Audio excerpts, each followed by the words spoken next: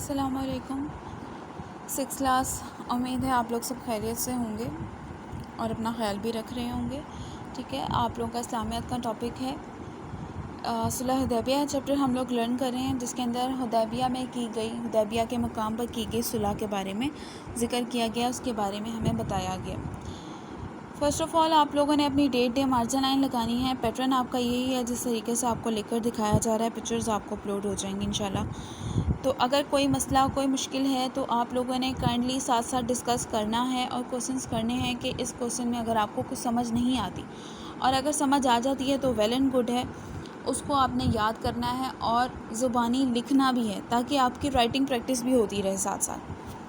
بیت رضوان کسے کہتے ہیں؟ سوال نمبر 2 ہے. ہمارا جواب میں ہے قریش کی سرکشی اور ہٹ دھرمی کو دیکھ کر حضور اکرم صلی اللہ علیہ وسلم نے، پہلے بات تو یہ کہ سرکشی کا مطلب کیا ہوتا ہے اور ہٹ دھرمی کا مطلب کیا ہوتا ہے. ہٹ دھرمی ہوتی ہے کہ ہم لوگ کوئی غلط کام کر رہے ہیں اور ہمیں پتہ ہے، لیکن کیا ہے کہ اگلے کے سامنے جھکنے کے بجائے نا، ہم لوگ اپنی غلطی ماننے کے بجائے جو ڈھٹائی ہم لوگ دکھاتے ہیں کہ نہیں ہمارا یہ کام صحیح ہے، ہم نے یہی کیا اور یہ بالکل ٹھیک ہے، اس کو کہا جاتا ہے ہٹ دھرمی. اور سرکشی ہوتا ہے کہ پتھر دل ہو جانا، اگلے کا کوئی لحاظ کوئی خیال نہ کرنا.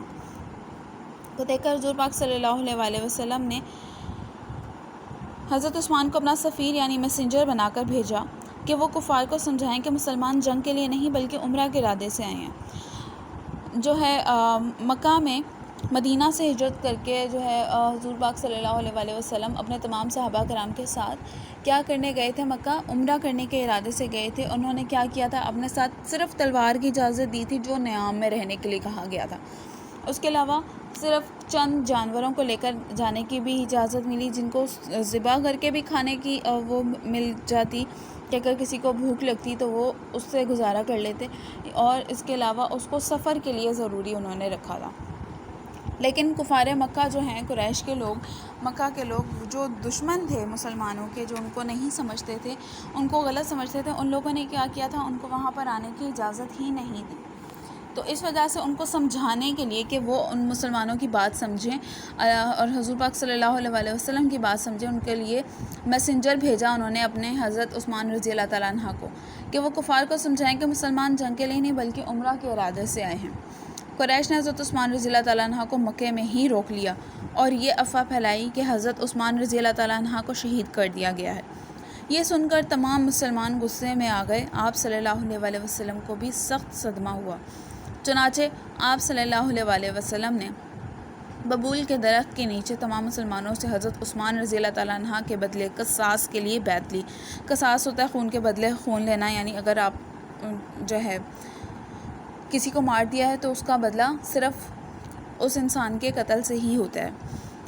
اس میں یہ فیصلہ ہوا کہ بدلہ لیے بغیر واپسی ناممکن ہے، جنگ سے پیچھے نہیں ہٹنا. رسول اللہ صلی اللہ علیہ وسلم نے خود اپنے ہاتھ کو حضرت عثمان رضی اللہ تعالیٰ عنہ کا ہاتھ قرار دے کر بیعت لی. اسے بیعت رضوان کہا جاتا ہے.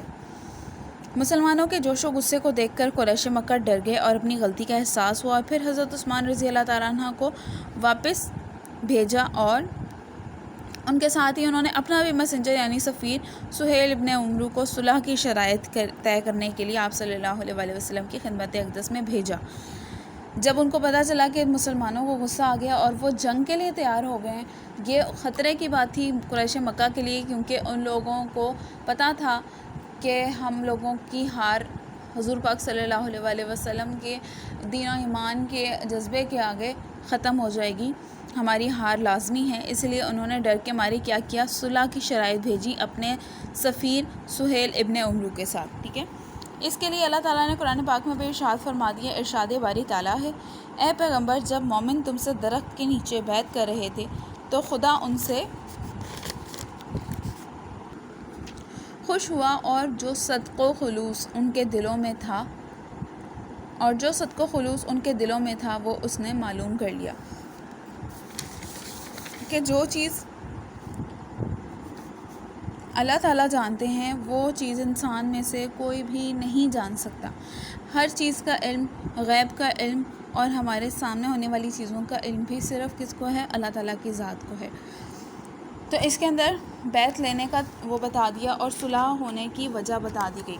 صلح ہونے کی وجہ حضرت عثمان رضی اللہ تعالیٰ عنہ کو ہی اللہ تعالیٰ نے بنایا تاکہ اس کے بعد بھی جو ہے اس صلح کو ہونے میں بھی مسلمانوں کا بہت زیادہ بینیفٹ ملا ان کو، کہ بہت سارے لوگ جو ہیں اس اسلام کے دائرے میں داخل ہوئے اور انہوں نے اسلام قبول کیا، اسلام کی سچائی کو، اسلام کے ذریعے جو اخلاق آتا ہے اس کو انہوں نے سمجھا اور اس کی بہت قدر کر کے ایک اللہ کو مانا۔ سب سے پہلی چیز تو اللہ کو ماننے کی تھی کہ اللہ تعالیٰ کو ایک مانا، اس کو واحد خالق و مالک مانا، ہمیں پیدا کرنے والا، ہمیں ختم کرنے والی ذات کون ہے، اور ہمارے لیے جو پیغمبر بھیجے ہیں ان سب پر ایمان لانا، اور حضور پاک صلی اللہ علیہ وسلم جن کے لیے ساری کائنات بنائی ہے اللہ تعالیٰ نے، ان پر ایمان لانا کتنا جو ہے ان کے لیے فائدہ مند رہا دنیا اور آخرت میں بھی۔ ٹھیک ہے، اس چیپٹر کے اندر اگر آپ کو کچھ نہیں سمجھ آ رہی تو وہ بھی آپ کائنڈلی پوچھ لیجیے گا۔